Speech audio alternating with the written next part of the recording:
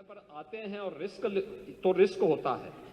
महाकुंभ के इस महाआयोजन ने यह साबित कर दिया है कि अगर इच्छा शक्ति हो तो 66 करोड़ लोगों को मैनेज किया जा सकता है। टेक्नोलॉजी का ठीक से इस्तेमाल किया जाए तो सिक्योरिटी प्रोवाइड की जा सकती है। कम्युनिकेशन स्किल हो तो करोड़ों लोगों के आने जाने का इंतजाम हो सकता है। लोगों का सहयोग मिले तो रोज लाखों लोगों के खाने का इंतजाम किया जा सकता है। हमेशा डराने वाली पुलिस का व्यवहार दोस्ताना हो सकता है। हजारों धर्म गुरुओं और साधु संतों का मान रखा जा सकता है। गरीब और अमीर को बिना किसी भेदभाव के संगम में डुबकी का अवसर दिया जा सकता है। अगर बिजनेस की कुशलता हो तो 7,500 करोड़ रुपए खर्च करके 3 लाख करोड़ से अधिक का लाभ हासिल किया जा सकता है।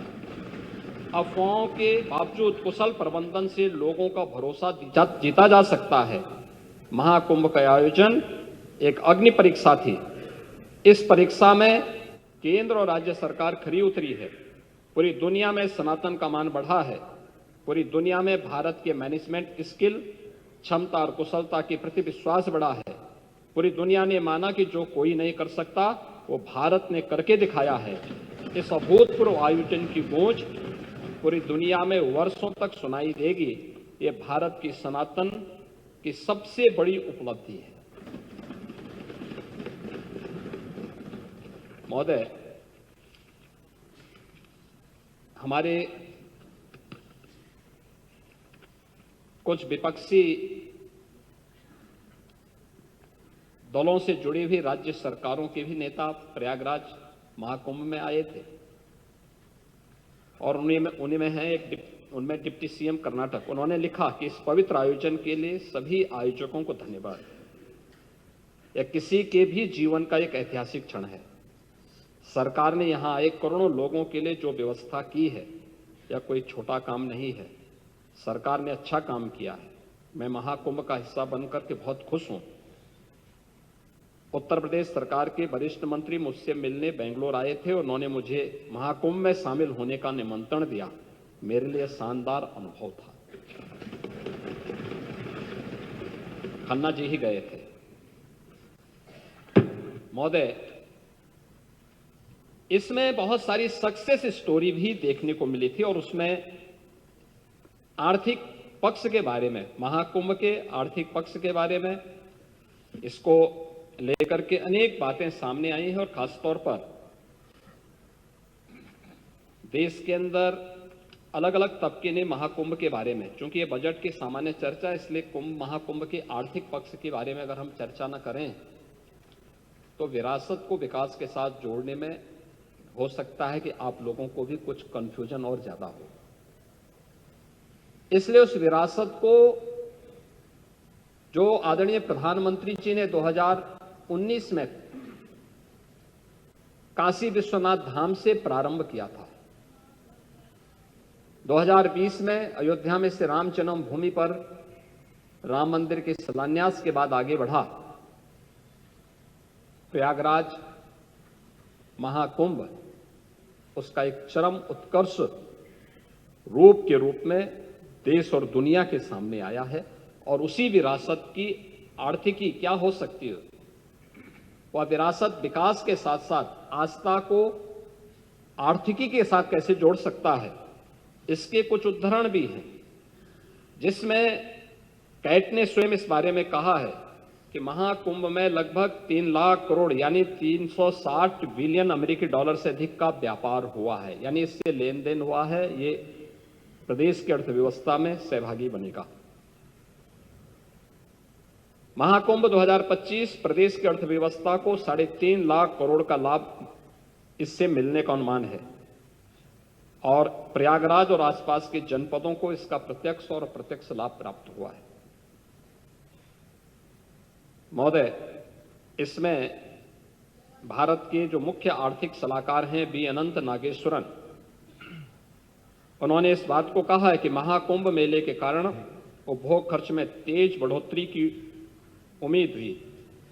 इससे भारत को चालू वित्त वर्ष में 6.5% की विकास की दर हासिल करने में मदद मिलेगी।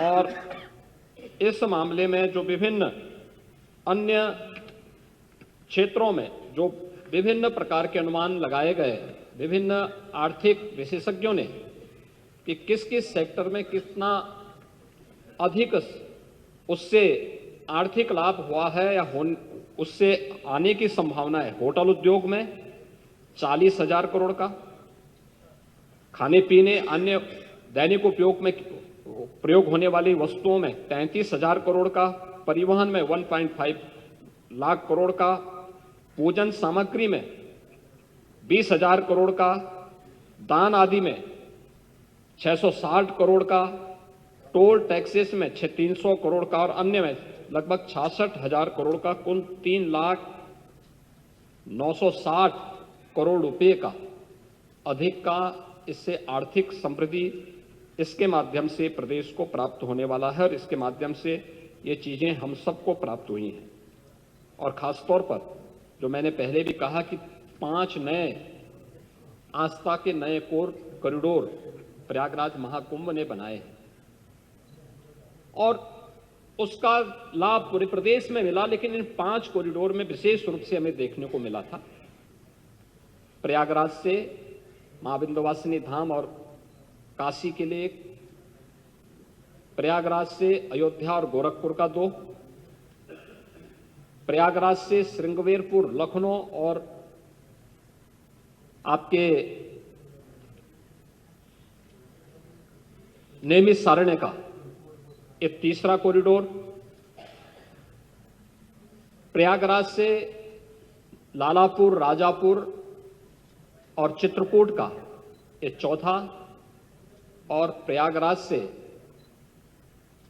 जो हम 5वां आस्था के कॉरिडोर को बनाने की व्यवस्था कर रहे हैं, जिसमें हम लोगों ने देखा कि देश भर के श्रद्धालु आने के इच्छुक थे, दिखाई दे रहे थे और पिछले 1.5 महीनों में उनकी उपस्थिति उन सभी क्षेत्रों में थी। तो अब प्रयागराज से होते हुए वृंदावन, मथुरा वृंदावन और सुखतीर्थ में ये उपस्थिति वहां देखने को मिली। एक छोटा सा उदाहरण पर्याप्त है, बहुत सारे ऐसे उदाहरण हैं जिसमें प्रयागराज का है और वह समाजवादी पार्टी इसमें ज्यादा चर्चा कर रही थी कि नाविकों का शोषण हो रहा है, नाविकों को देखभाल नहीं की जा रही है। मैं एक नाविक परिवार की एक सक्सेस स्टोरी यहां पे बता रहा हूं। ये नाविक परिवार जिनके पास 130 नौकाएं थी, 45 दिनों की अवधि में इन लोगों ने शुद्ध बचत की है 30 करोड़ रुपए की।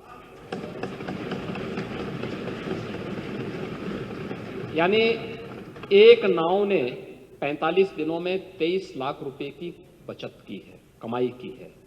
प्रतिदिन के अगर आप उनकी बचत देखेंगे तो यह लगभग 50 से लेके 52,000 पर डे की उनकी इनकम थी एक नाव की। और इसमें मैं तो गया था 27 फरवरी को प्रयागराज में, और प्रयागराज में जाकर के हम लोगों ने, मैंने पहले मां गंगा के प्रति कृतज्ञता ज्ञापित की थी अपने सहयोगियों के साथ में, मां गंगा का पूजन किया था, सफाई भी की थी।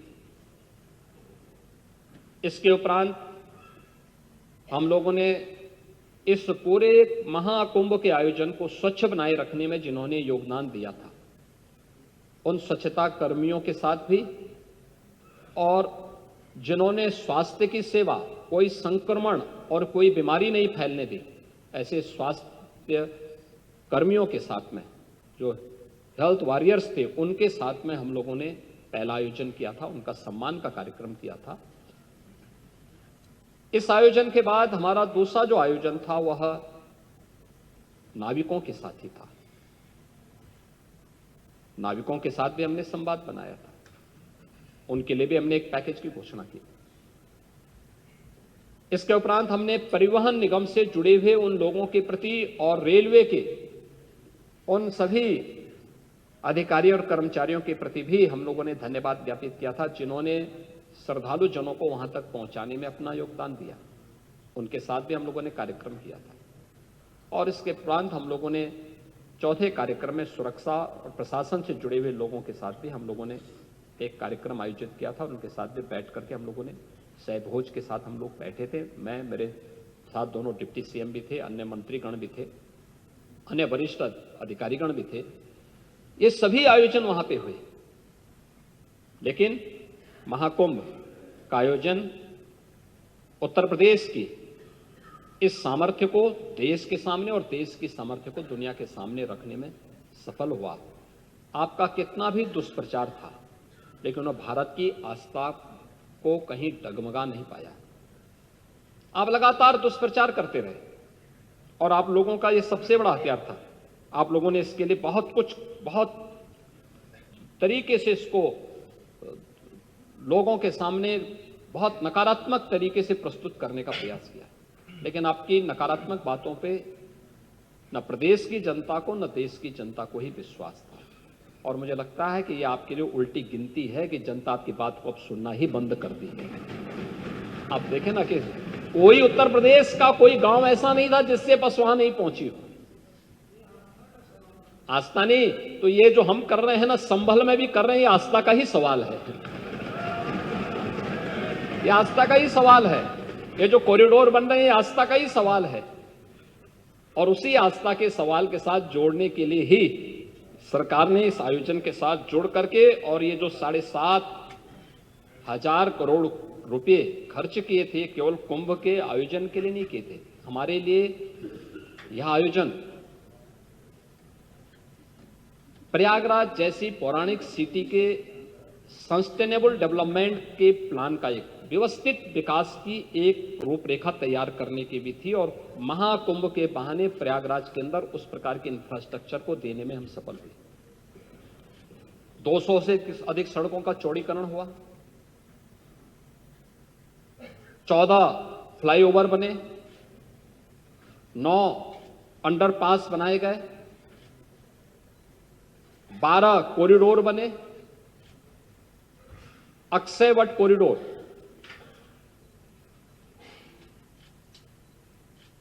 बड़े हनुमान जी का कॉरिडोर, सरस्वती कूप कॉरिडोर, पातालपुरी का कॉरिडोर, नागवासी की कॉरिडोर, महर्षि भारद्वाज कॉरिडोर, श्रृंगवेरपुर में भगवान राम और निषाद राज की गले मिलती हुई प्रतिमा के साथ साथ एक कॉरिडोर, जिस किले पे आप कब्जा करवा रहे थे, हमारी सरकार ने कॉरिडोर के रूप में विकसित करते हुए त्रेता युग की स्मृति को जीवंत करने का काम कराया। आपके लिए वोट बैंक था, हमारे लिए विरासत थी। बस अंतर यही है, और आस्था का सम्मान हम कर रहे हैं, इसलिए जनता हमारी बात सुन रही है। जनता को मालूम है कि आप केवल वोट बैंक के साथ खिलवाड़ करेंगे, वोट बैंक देखेंगे और जनता को धोखा देंगे, इसलिए जनता ने आपकी बात को अनसुना किया है। और 27 में भी जनता जनार्दन यही करने जा रही है।